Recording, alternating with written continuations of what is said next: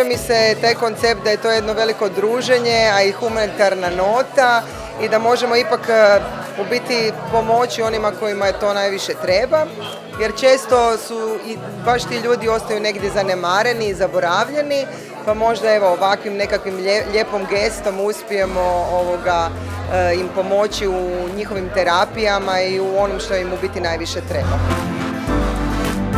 Stvarno je lijep osjećaj, sa prijateljima i sa ljudima se podružiti, jedna onako intimnija atmosfera što mi se zapravo i dopada, a sve je u tu jednu humanitarnu svrhu. Uvijek je lijepo naći se sa prijateljima, a pogotovo u ovako lijepoj atmosferi i još naravno ljepše ako je to za neku dobru svrhu. Lipo društvo, lipa klopa i za jedan dobar cilj i ne može bolje. Meni je tako super, ja kako sam ova novopečena majka, meni je ovo genijalno, ko neki divan izlazak s prijateljima, baš mi lijepo paše.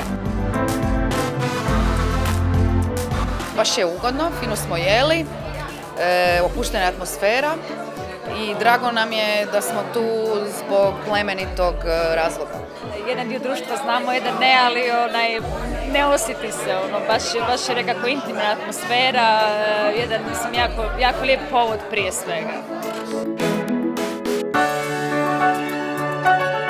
Atmosfera je izuzetno ugodna i svi smo, mislim, koliko vidim i znam i čujem, jako zadovoljni da smo imali ovu mogućnost u tome sudjelovati.